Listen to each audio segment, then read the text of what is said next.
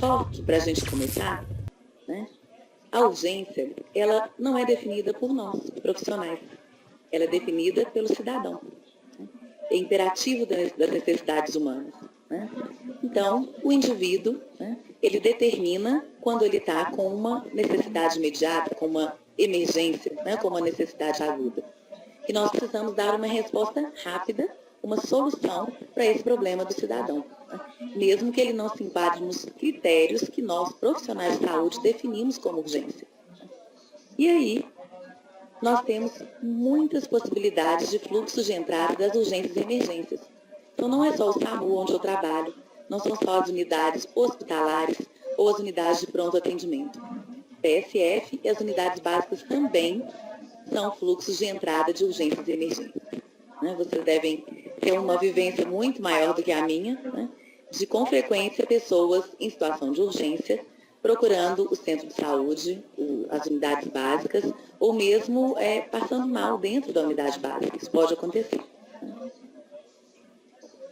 E em novembro de 2002, né, nós tivemos aí, devido à crescente demanda de acidentes, violência, e a demanda mesmo dos atendimentos de urgência, né, a portaria 2048, que regulamenta os sistemas estaduais de urgência e emergência. Né. Essa portaria, ela determina e ela já classifica a unidade básica de saúde como um atendimento pré-hospitalar fixo que deve fazer parte dos atendimentos de urgência e emergência. Né? E propõe, então, a criação de uma política nacional de atenção às urgências, que vem com uma portaria aí, posteriormente em 2003, né? Onde a unidade básica de saúde ela tem um papel definido, né, no fluxo desse atendimento. E é muito interessante, só introduzindo esse tema, né, porque essa Política Nacional de Atenção às Urgências, ela visa a integração ao Sistema Único de Saúde. Né? Então, os princípios de universalidade, equidade, integralidade. Né? Aquela pessoa que chega à unidade básica de saúde, né, qual vai ser a sequência do atendimento dela? Até então, há um tempo atrás, a unidade básica tinha que conseguir solucionar, além das questões do dia a dia, solucionar também esses atendimentos de urgência e emergência que apareciam. Né? Com qual recurso? Né? Então, a quem procurar e recorrer quando terminam as condições que a unidade dispõe. Né? Então, os sistemas estaduais de urgência e emergência, de acordo com essa Política Nacional de Atenção às Urgências, né, tem o envolvimento aí de toda a rede assistencial. E as unidades básicas de saúde, que está destacada aqui, né, em azul, né, faz parte da rede pré-hospitalar fixa. Né? O serviço de atendimento pré-hospitalar móvel é uma outra parte da rede, né? E a rede hospitalar de alta complexidade, completando aí, então, esse sistema estadual de urgência e emergência. Então, de acordo com a portaria 2048, as unidades básicas de saúde, né, elas devem fazer atendimento de urgências de baixa complexidade, ter essa condição, e acolhimento, estabilização e transporte das urgências de média e alta complexidade. Esse transporte, lembrando, vai depender de cada região. Né? Em Belo Horizonte, nós temos o SAMU como uma referência para o transporte desses pacientes. Né? Determinados municípios vão ter outros recursos acordados previamente para que esse paciente que chegue com uma urgência de média e alta complexidade seja transferido da unidade básica. A portaria, que vocês devem conhecer aí melhor do que eu, né, 648 de março de 2006, que vai regulamentar, então, a estrutura, né, e todos os profissionais, a estrutura física também, das unidades básicas de saúde do PSF, né, quando fala do processo de trabalho das equipes de atenção básica, né, coloca em um dos itens a realização de primeiro atendimento às urgências médicas e odontológicas. Né? Então, além da portaria 2048, está também na resolução das unidades básicas de saúde. Quando fala da infraestrutura e de recursos necessários, né, é ressaltado nessa portaria a garantia dos fluxos de referência e contra-referência aos serviços especializados, de apoio diagnóstico, ambulatorial e hospitalar. Porque a gente não poderia só colocar a unidade básica dentro dessa responsabilidade, com a necessidade de atender essas urgências inicialmente, né? Mas também não dá nenhuma garantia do que fazer e de como complementar, né, e terminar o atendimento desse paciente, já que não é uma unidade com proposta inicial para esse atendimento. A portaria 2048, ela traz, né, no capítulo que fala sobre o pré-hospitalar fixo, né, os materiais determinados nessa portaria e quais são os medicamentos que as unidades devem ter, né, para o atendimento de urgências e emergências. Né. Eu coloquei os materiais, né, que são materiais de suporte básico, né, mas entra aí o material de ambu e máscara, né, bolsa com máscara para ventilação, as cânulas de Guedel para desobstrução das vias aéreas, aspiração, é muito importante, né, sondas, mas também ter o aspirador portátil ou na unidade, o material de punção venosa, de curativo, de pequenas cirurgias e materiais de mobilização, que nem sempre, provavelmente, nós temos esse material disponível em todas as unidades, mas, tendo isso em portaria, seria interessante a gente brigar um pouquinho por esse material. Tá? E dos medicamentos, né, que são preconizados, né, eu destaquei alguns medicamentos para a gente discutir um pouquinho a finalidade deles e alguns cuidados, né, que são as medicações injetáveis utilizadas em situações de emergência. Ao passar a aula aqui para o vídeo, né, teve uma pequena desconfiguração, mas eu vou explicar melhor esse slide. Não teve como a gente fazer essa alteração, porque são programas diferentes. Né? Mas em relação às medicações injetáveis, né, só para lembrar em relação à administração de medicamentos não só injetáveis como qualquer outro medicamento, além de múltiplas etapas, desde a prescrição até a administração em si, né, nós temos o envolvimento de vários profissionais e, consequentemente, erros ou eventos adversos podem acontecer. Né? Então, é muito importante a gente pensar, quando fala de medicação, principalmente a medicação injetável. Né? E o erro de medicação, ele tem uma definição, né? Assim, definição do livro da BOR, que está na referência bibliográfica, que são os erros ocorridos desde a prescrição até a administração das medicações ao paciente. Então, nós temos realmente várias etapas e muitos profissionais envolvidos. Né? De qualquer forma, acho que todo mundo que é da enfermagem aí lembra muito bem dos certos da administração. Né? Aquele medicamento certo, de preferência para o paciente certo, na dose certa e pela via correta. Né? Sem esquecer aí de um certo, que é a checagem, né? E o registro e a anotação de que foi realizada essa medicação. Porque, principalmente na urgência, né, a realização de uma dose dobrada de um medicamento pode não ser benéfica para o paciente. Em situação de emergência, eu coloquei, então, algumas observações. O conhecimento prévio da abordagem inicial das situações de emergência, incluindo a abordagem medicamentosa. Então, é importante no dia a dia, né, nas oportunidades de capacitação, né, de treinamentos, de palestras, nós discutirmos quais são as situações de urgência e emergência, que medicamentos e que drogas são mais comumente utilizados para essas situações. Isso agiliza o atendimento. Além de agilizar, me ajuda a organizar a unidade, principalmente uma unidade que não tem o perfil para esse atendimento. Né? Ela vai ter que ter ou uma sala reservada, ou um material separado para esse atendimento que não é frequente, ou que a gente espera que não seja tão frequente. Conhecimento específico dos medicamentos indicados para cada situação. Né? Isso agiliza no momento do atendimento, né? Momento esse que a equipe precisa trabalhar a organização prévia desses materiais. E aí eu coloco duas perguntas para a gente discutir. Né? Primeiro, que medicamentos e materiais estão disponíveis na unidade? Então, eu tenho as portarias, eu tenho, às vezes, uma maleta, uma determinada sala ou um armário, né? Mas quando eu chego para trabalhar, ou toda a equipe, né, eu devo saber e repassar para a equipe o que nós temos disponível hoje na unidade. E todos os dias isso deve ser um hábito. Né? E a outra pergunta é, qual a condição desses medicamentos materiais para um uso imediato? Porque às vezes a gente tem medicamento vencido, né? E a organização desse medicamento também, desse material, né? A identificação desses materiais. todo mundo precisa saber aonde eles ficam, quais são eles, né?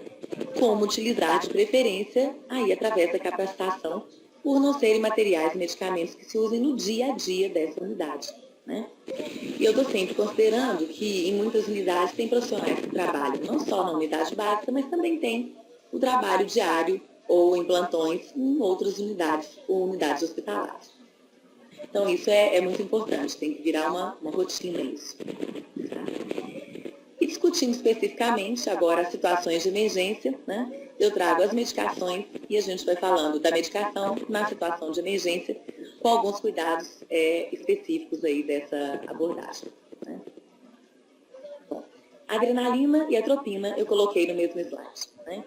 São drogas muito conhecidas, indicadas principalmente aí no atendimento da parada cardiorrespiratória, né? Isso vai depender do momento desse atendimento, mas são drogas que são muito importantes da gente conhecer. Né? Na verdade, a adrenalina, além dessa indicação para parada cardiorrespiratória, né? No momento de ressuscitação cardiopulmonar, onde ela é utilizada intravenosa, né? Ela também tem uma indicação grande nas reações anafiláticas, né? Os pacientes com crise asmática, mas principalmente nas reações anafiláticas com a presença do edema de glote, né? Que é a administração subcutânea. Tá? É claro que preservando aí, né, as questões, as características de cada técnica. Mas um problema muito grave aí seria a destreza e a obtenção de um bom acesso venoso, né?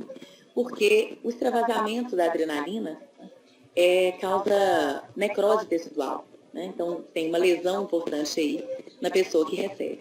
Tá? A outra questão que eu sugiro, né, algumas unidades têm adrenalina nas duas apresentações, de 1 miligrama por ml, numa ampola de 1 ml, né, e em ampolas de 5 ml. Tá? Então, isso é importante, porque às vezes no atendimento, né, o médico está conduzindo uma parada e pede uma ampola. Né? Então, eu tenho que perguntar para ele se eu tenho as duas, uma ampola, qual ampola, ou 1 miligrama, né? Para que a gente não tenha esse problema, e isso acontece em algumas unidades de urgência, né? Que eu já tive contato. E a atropina, além da indicação também para atendimento de situações de parada cardiorrespiratória, né? As bradiarritmias e as bradicardias, né? Com a presença aí de hipotensão, né? Então, isso também seria também indicada, né? E uma indicação muito interessante, pode acontecer isso também, né? Ela é um antídoto para anticolinestease, né? A anticolinestease, ela acontece na intoxicação por inseticidas, né? A gente tem um relato grande aí de pessoas, né, que chegam nas unidades por intoxicação, não só de inseticidas, mas contato mesmo com produtos químicos em casa, né? E procuram de imediato a unidade básica. E para esclarecer aqui, né, nos casos de ressuscitação cardiopulmonar, vocês vão ver durante a apresentação, né, a intravenosa em bolos. Né? O bolos, para quem não tem contato, né, e como um conceito que eu adotei, né, é a infusão direta com uma duração inferior a 1 minuto. Então, são drogas que devem ser administradas de uma forma mais rápida, apesar do início de administração de qualquer medicação ser mais lento. Né?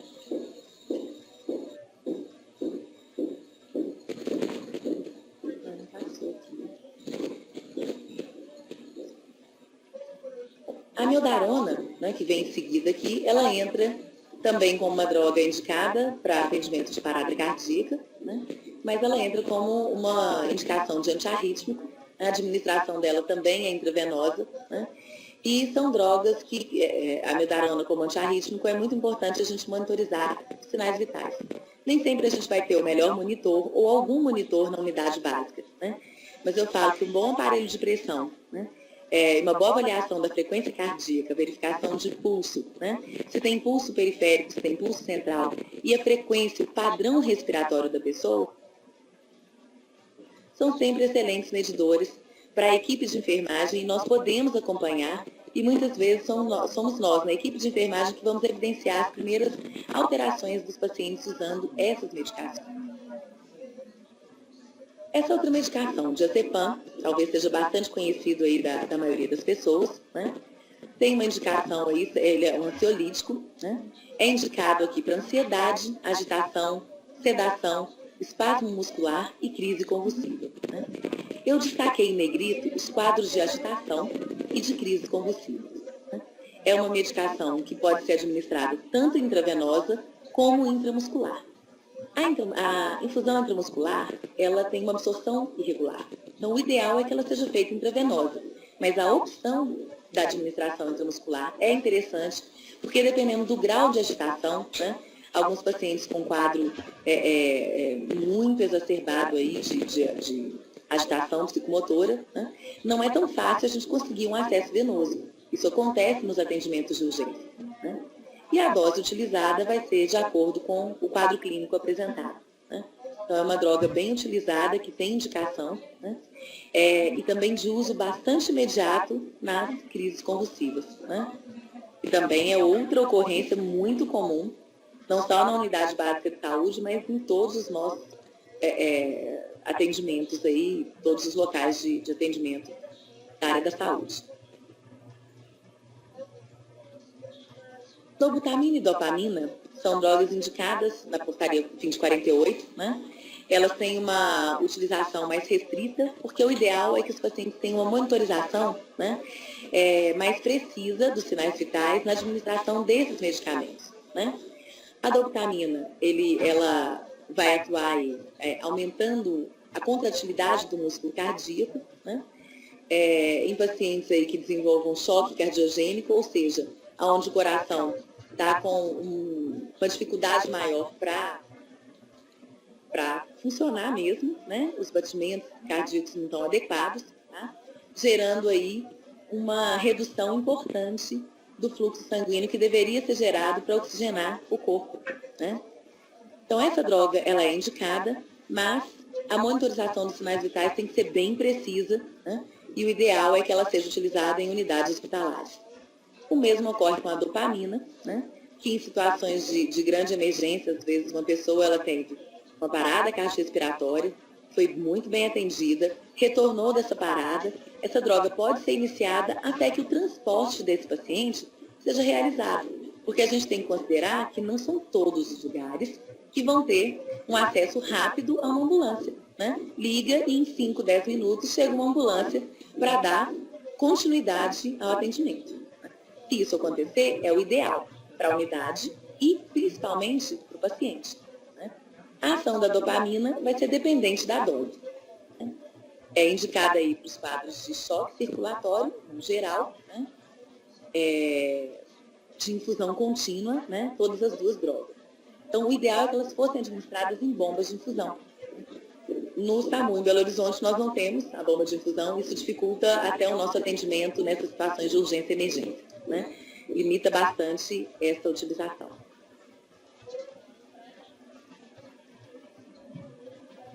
Bom, a furosemida, bem conhecida aí, é o Lasix, é um diurético de alça, né? Ele é depletor de potássio, tem um efeito diurético muito potente, de ação rápida e de curta duração.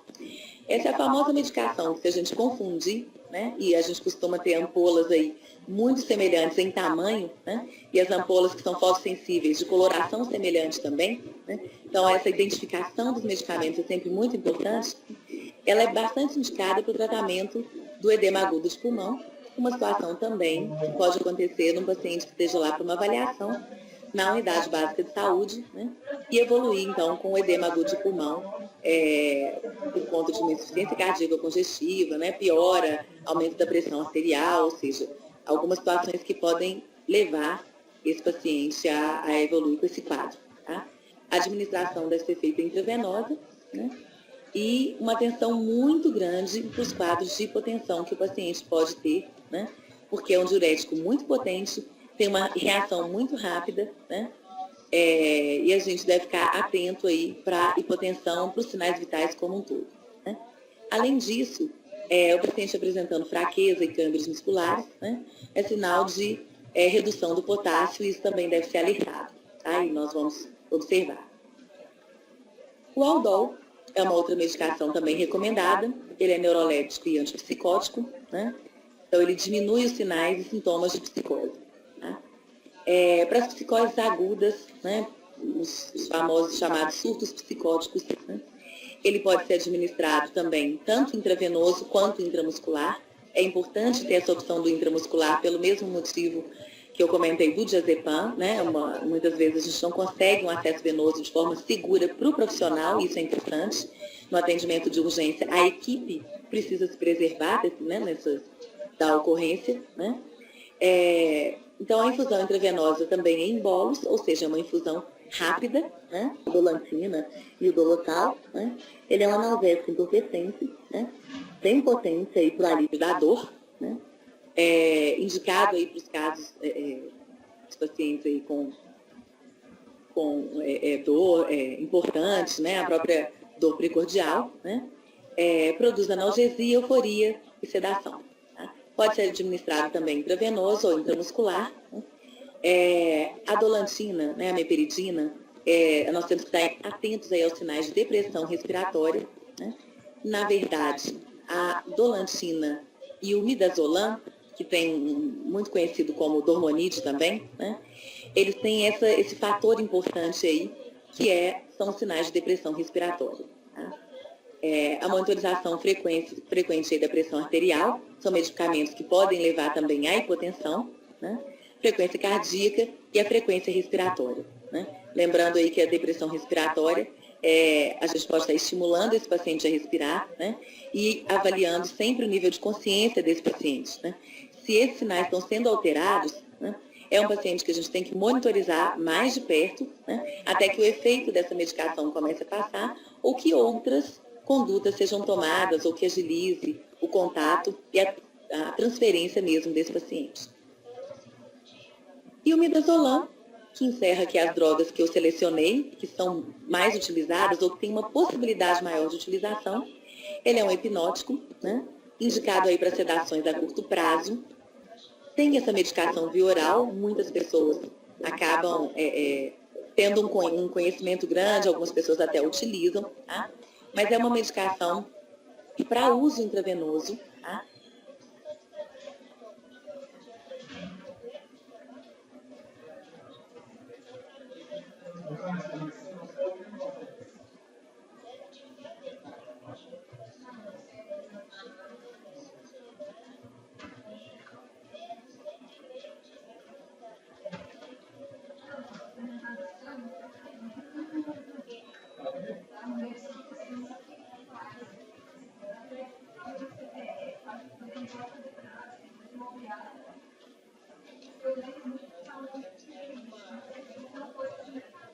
Tem uma recomendação explícita, certo? De ser administrada somente sob supervisão médica, né? Principalmente essa administração intravenosa. Né? Porque o risco de depressão respiratória com a administração do midazolam é muito grande, dependendo da dose. E o que a gente tem que lembrar é que não são somente a dose, né? Ah, mas deu uma dose certa, o médico é que